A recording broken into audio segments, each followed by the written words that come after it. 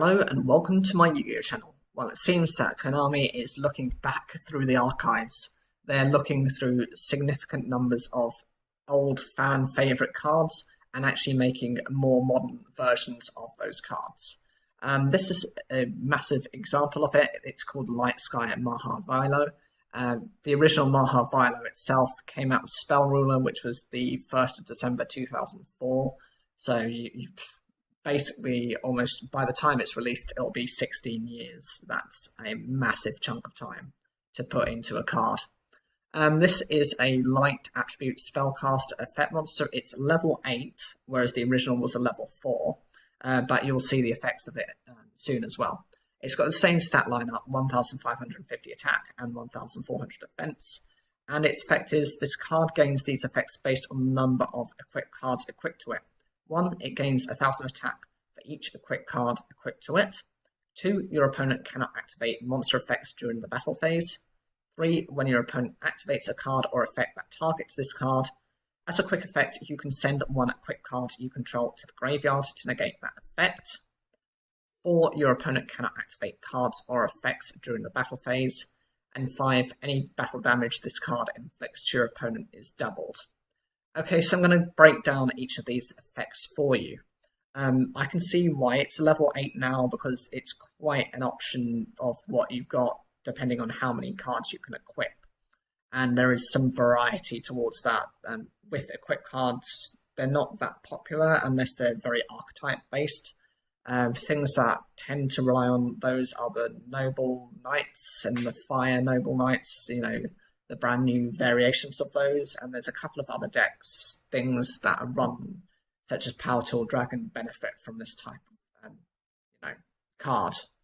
The first effect, 1000 attack for each equipped card equipped to it. You've got 5 cards on it, that becomes a 6550 attack monster. I don't think you're going to get anything that can run over that. So from that point of view, that is a massive level of increase. It's actually double the increase that it gains than the original MAHA VAILO.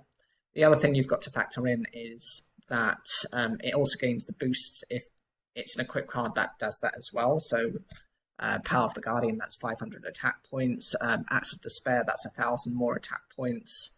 Some of the other ones, United We Stand, that's another 800 per face-up monster you've got on the field. Mage Power is another 500 for each spell or trap card you've got on the field, so you can get significant boosts out of this quite easily. If you can get a full field, this could be an 8000 plus attack monster if you want it to be. The secondary effect, your opponent not being able to use monster effects during the battle phase, I'm not sure whether that's actually good or not. Your opponent doesn't tend to be able to respond with monster effects during the battle phase unless it's a quick effect, and that tends to be one of their big boss monsters. Either way, the quick effect, if it can be before a battle phase, will actually be used before that, because they'll see this and they'll think, okay, this is some random cheese that the player's trying to use, hello, Mr. Rogue deck.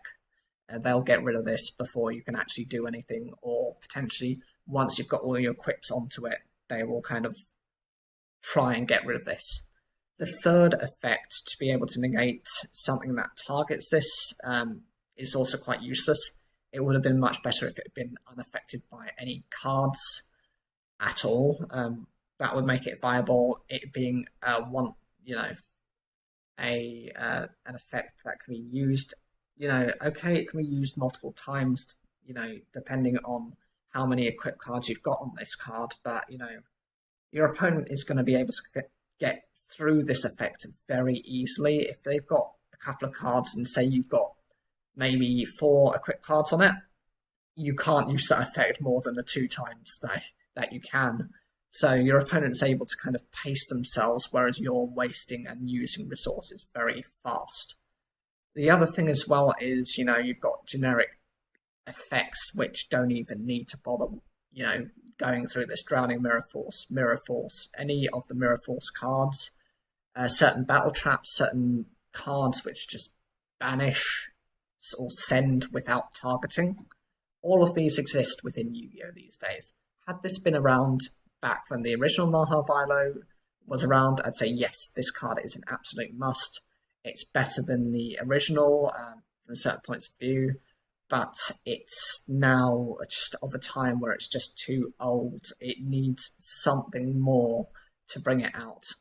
Had this been kept as a 1,500 attack monster rather than 1,550, I would see it being used mostly for something like Nova Summoner or Shining Angel, which when destroyed by battle would have let you bring it out. But as it has 50 more attack points than the maximum attack you can bring out, that's why that is not viable these days. The next effect to prevent your opponent from activating cards or effects during the battle phase is neither here nor there either. Evenly matched, infinite impermanence, some of the other cards out there that can just be activated at any time you want and have that flexibility don't care about the battle phase. They will just activate when they need to. When they think you've got too much advantage, they say, oh, whoa, we're going to get rid of it before it gets any more benefits. Although I do love the final effect, any battle damage this card inflicts to your opponent being doubled. It reminds me a bit like Chaos Max Dragon, because that does double piercing damage. You could OTK very easily with this card, but it does rely on you pretty much getting rid of a lot of your opponent's insurance policies, so trying to get rid of their hand to avoid them having Ash Blossom or one of the other hand traps. It does rely on you getting rid of any back row they have, and it does pretty much depend on them having a face-up attack position monster. With the links, when they were around, when they're big in the previous generation, that was brilliant because links didn't have a defense mode. They had to be an attack, and often, though they had powerful effects attached to their name, the downside of them is, they were often left on the field, so they just made themselves easy attack targets. And often these would be kind of downside of the deck, especially if you had to kind of use a lot of pay life point cost cards, such as for VORTEX Anaconda, paying 2,000 life points. You're getting rid of a quarter of your life points just from that. And potentially whatever they've done before would have also cost them life points. So this could have just swooped in for that final level of damage. I love the card, and I think it would be a great addition had there been alterations to the effects.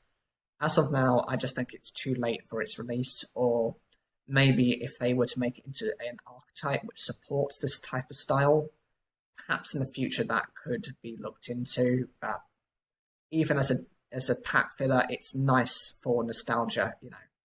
I love the design, and I can see there being some way of breaking it, but for the time being, there's nothing I can think of.